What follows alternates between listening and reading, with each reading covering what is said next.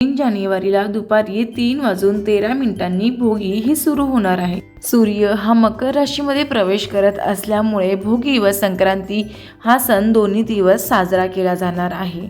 मकर संक्रांती हा सण महाराष्ट्रामध्ये मोठ्या आनंदाने व उत्साहाने साजरा केला जातो. बऱ्याच राज्यांमध्ये या सणाला लोहरी, पोंगल असे देखील म्हणले जाते. या भोगीच्या दिवशी इंद्रदेवाची देखील पूजा केली जाते. असे म्हणले जाते की इंद्रदेवांनी प्रार्थना केली होती की उदंड असं पीक भरभरून शेतामध्ये या हिवाळ्यामध्ये येऊ दे, म्हणून भोगीच्या दिवशी या भाजीचं महत्त्व अधिक आहे. आता जाणून घेऊयात भोगीच्या दिवशी नेमकं काय करावं. तर सकाळी लवकर उठून स्वच्छ अभ्यंग स्नान करून आजूबाजूचा परिसर स्वच्छ करावा व दाराभोवती रांगोळी काढावी.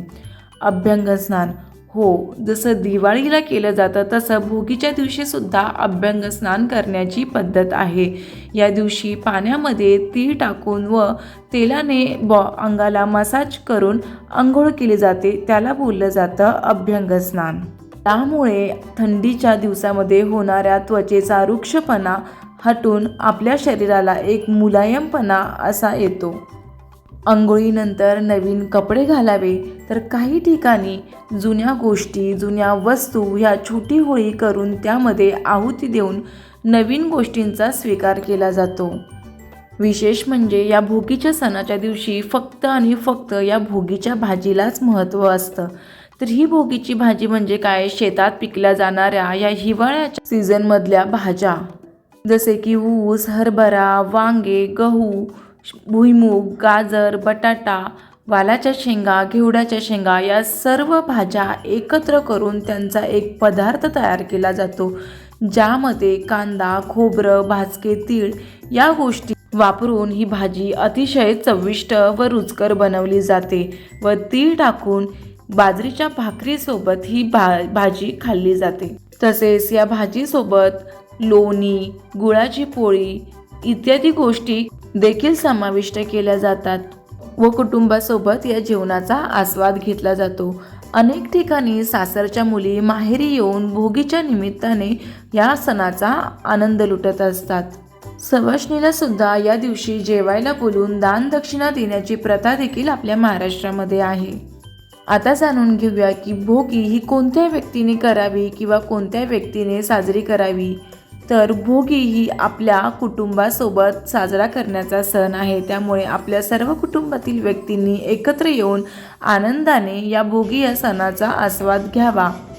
विशेषतः या सणाच्या दिवशी घरातील महिलांना विशेष असं महत्त्व दिलं आहे. ते या सणाच्या दिवशी भोगीची भाजी करतात, सौभाग्यासाठी पूजा करतात. भोगीच्या दिवशी महाराष्ट्रामध्ये खास भोगीची भाजी बनवण्याची व बाजरीची भाकरी तीळ लावून करण्याची पद्धत आहे.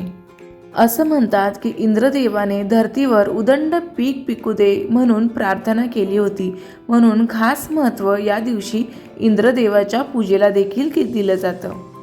या प्रार्थनेमुळे या हिवाळ्याच्या दिवसांमध्ये पिकांना भरपूर असा बहर येऊन पिकं फुलू लागतात. त्यामुळे या आठवणीत भोगी हा सण साजरा केला जातो. या दिवसात करणारी भोगीची भाजी ही खूप शरीराला फायदेशीर आहे. तर जाणून घेऊयात आपण त्याचे फायदे. भोगीची भाजी ही मिश्र भाजी असते, जसे की गाजर, वाटाणा, फ्लॉवर, घेवडा, पावटा, शेंगदाणा, वांग, बटाटा इत्यादी भाज्या एकत्रित मिक्स करून याची एक चविष्ट अशी रुचकर भाजी तयार केली जाते. त्याला भोगीची भाजी असे म्हणतात. या भाजीमध्ये तीळ, खोबरे, लसूण, शेंगदाणे इत्यादी गोष्टींचा समावेश करून भाजी अतिशय रुचकर व चविष्ट बनवली जाते. असे म्हणले जाते की या भोगी सणाच्या दिवशी महाराष्ट्रामध्ये एक म्हण आहे, जो न खाई भोगी तोच राही सदा काळ रोगी.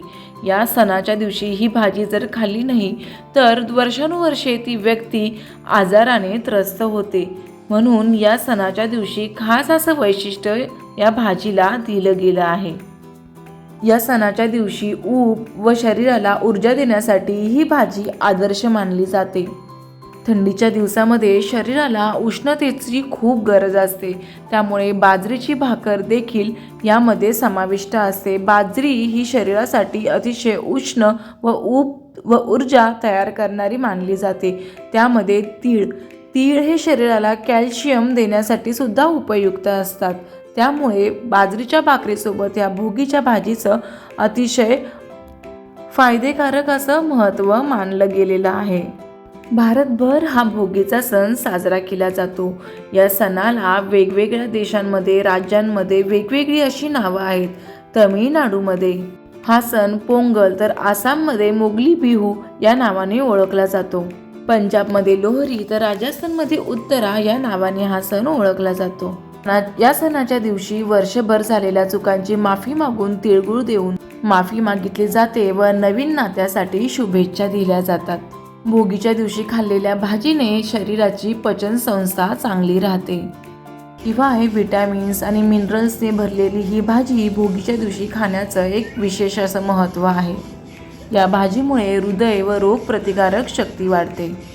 त्वचा व हाडांनाही फायदा होतो. वजन नियंत्रित राहतं. डायबिटीज व ब्लड प्रेशरच्या माणसांसाठी ही भाजी फायदेशीर मानली गेली आहे. तर या भोगीच्या सणाला तुमच्याकडे किती महत्त्व आहे? विशेष करून या सणाच्या दिवशी तुमच्या इकडे ही भाजी बनवली जाते का? कमेंट करून मला नक्की सांगा.